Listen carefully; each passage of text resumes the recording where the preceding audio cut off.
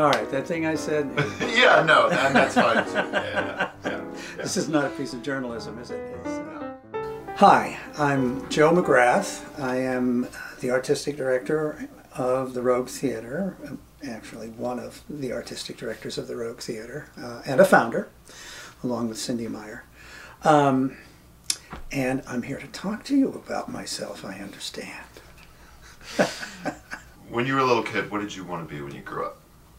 Oh my goodness, I have absolutely no idea. I mean, it was probably a baseball player and then a football player and all kinds of things. Actor didn't really get on my radar until I was in high school, and my father and mother had done a lot of work in the theater. Well, work in the theater. They did amateur theatricals, and they were both very well educated in English and in literature, and my father in particular spent many years in the seminary to be a Catholic priest, so he had Latin and Greek and all kinds of literature behind him, but he dropped out of the seminary, and when my father and mother got together, they shared a love of the theater, and so they did various theatrical endeavors together, and eventually my father got a job at a high school,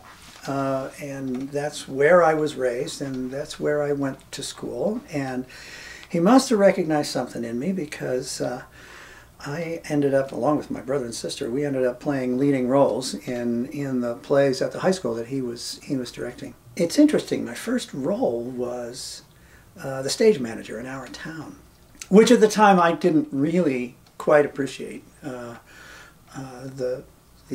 how profound that role was and how profound the play was. And I didn't really appreciate it until later on here at the Rogue in 2010 when we did Our Town, and it was like, what a marvelous, marvelous play. Anyway, I did that, and I got interested, and eventually I ended up going off to college to get some training, after my sister did, as a matter of fact. She went off to Penn State. I went off to West Virginia University. It's interesting, right out of high school, I trained for a year as an architectural draftsman at a community college where my mother was teaching, and I got a free ride. And but while I was there, I played like any classical actor, the one, you know, it's an unusual part that turns you on. And while I was there, I had an opportunity to play in the North Star Players production of The Wizard of Oz. I played the Cowardly Lion. And, you know, this is one of those things. You know, exactly, that sounds like third grade, right? But actually, it was freshman in college. And as you can imagine, it was outrageously fun, and it was big and broad, and it's a way. I have a little bit of a reserved nature, and acting lets me really turn it loose, and the Cowardly Lion is one of those that does that. And I decided, you know, I'm gonna go try and make a go of this, and then, you know, your feet start sinking in deeper and deeper, and at some point you realize, hey, I think I'm an actor. I think I'm stuck with this now. I went to New York to find my fame and fortune, as many actors do coming out of college, and I ran into a friend who was auditioning for the Juilliard School, and as any self-centered actor might say, well, if he can audition for the Juilliard School, I can audition for the Juilliard School. So I did, and much to my amazement, I actually got in, and that was a real big, important piece of my life. What did you learn at Juilliard?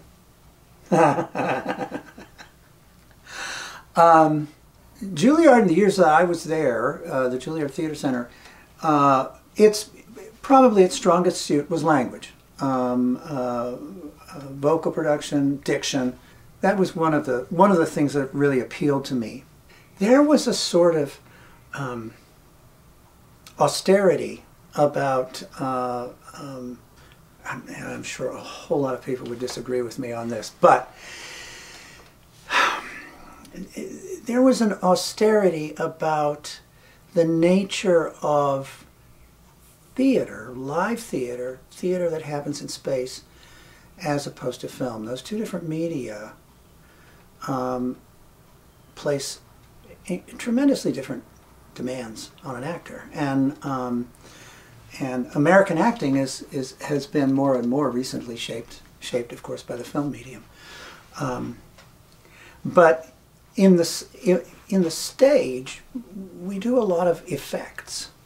It's often impossible for an audience to tell from 40 or 50 feet away how profoundly a player is feeling a moment.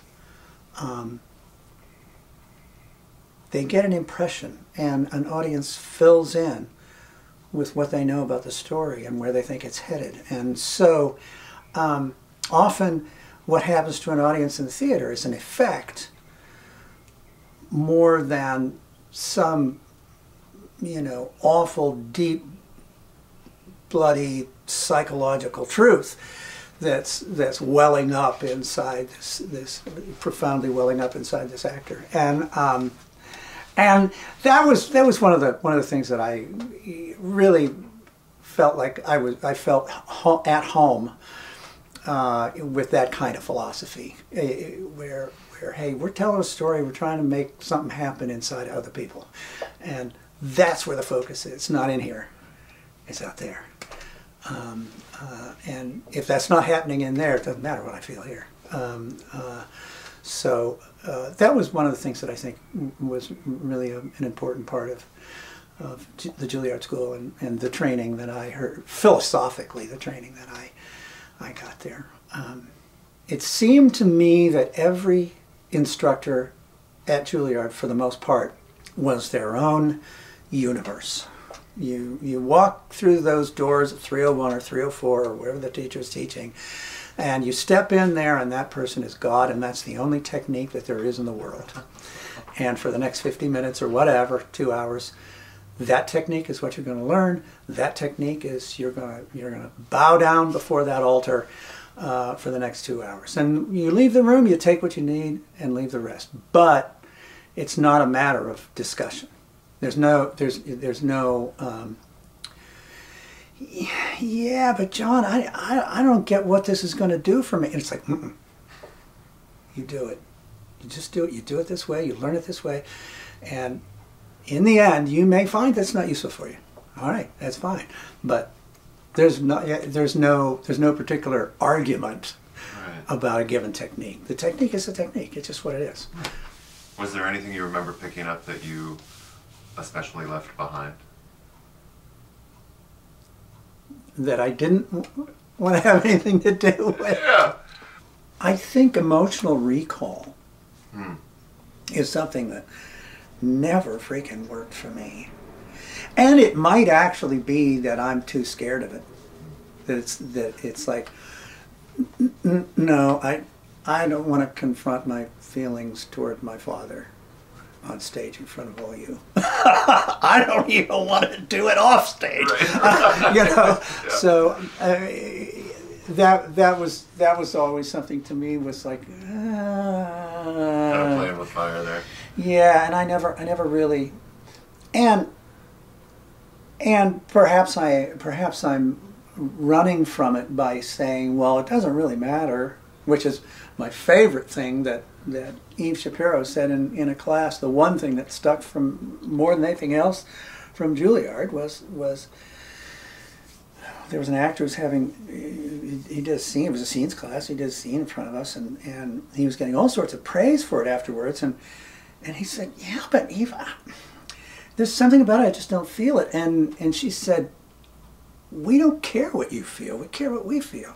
And that was like such a wonderful revelation to me, that I didn't have to confront my feelings for my father.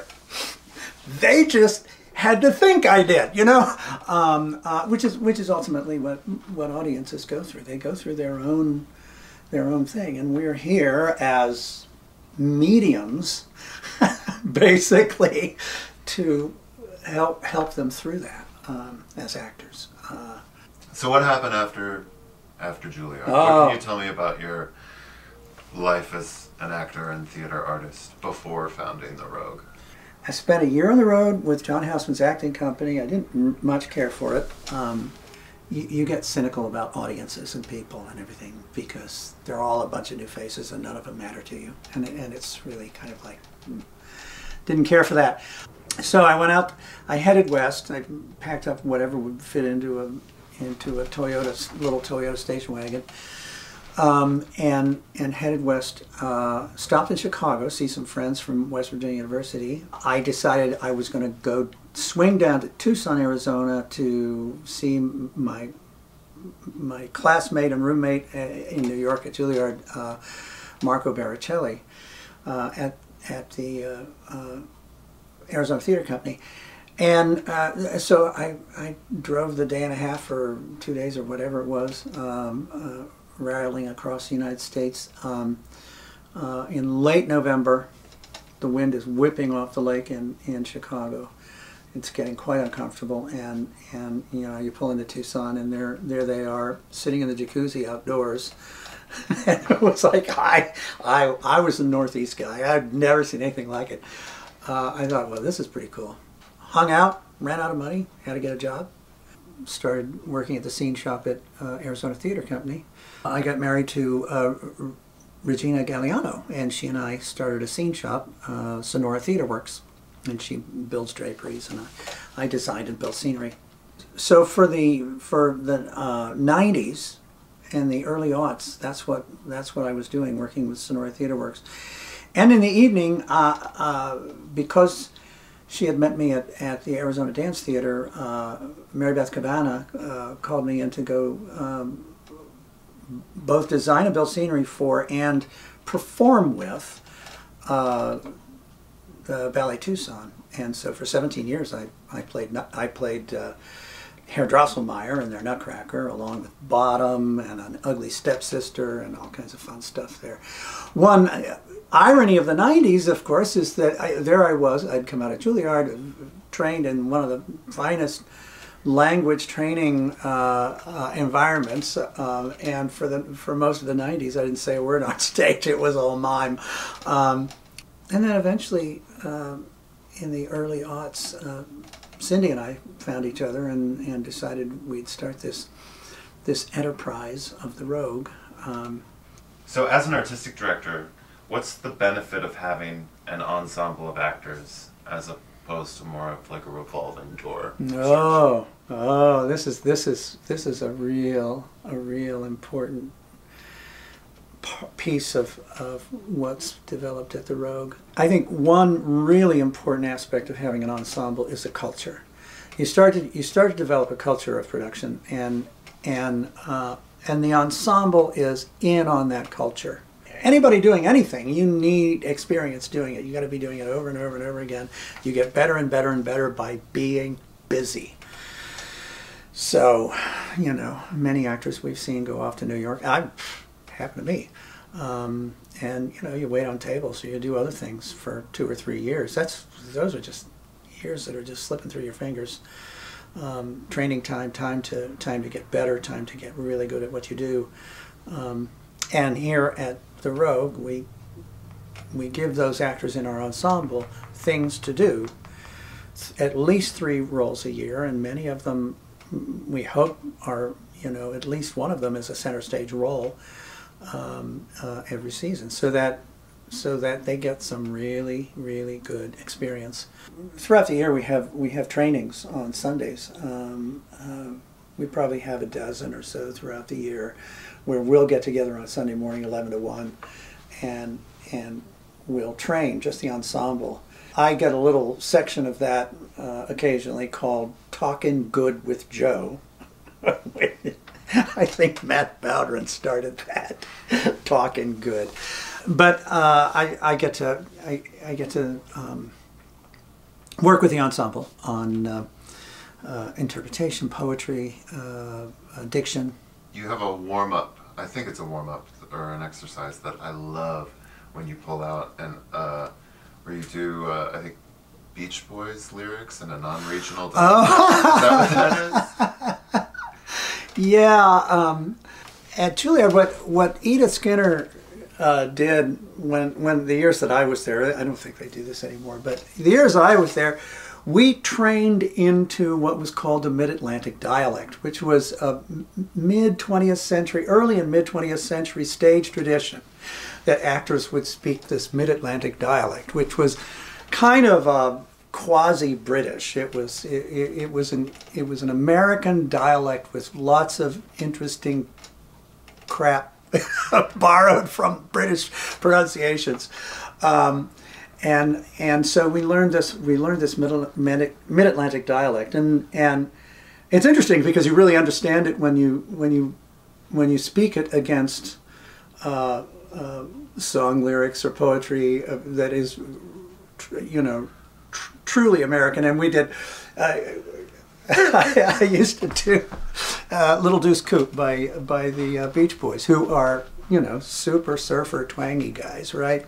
She's got a competition clutch with a 4 on the floor, and she purrs like a kitten when the leg pipes roar. And if that ain't enough to make you flip your lid, I've got one more thing. I've got the pink slip, Daddy. So good. It was a lot of fun. It was a lot of fun. What's your worst habit as an actor?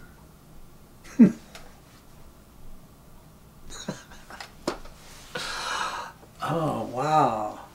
I think I used to be a real narcissistic pain in the ass, and I think I've mellowed. Being in this position in the theater is a big advantage, and I think I've learned how to take a note. By taking a note, I mean when the director comes to the actor and says, you know, I'd really like you to cross over there at the end of the line rather than at the beginning of the line. Taking that note is saying, very good. Not taking the note is, but what I was trying to do is, just take the note, man. What advice would you give your 18-year-old self? It's kind of worked out. I mean, I kind of feel like if I was whispering into my 18-year-old self, I might misguide them. And they end up screwing it up. Do you have a favorite part or parts that you've played here at the Royal? Oh God, Willie Loman was a big deal. That was a real big deal, being able to play that part. And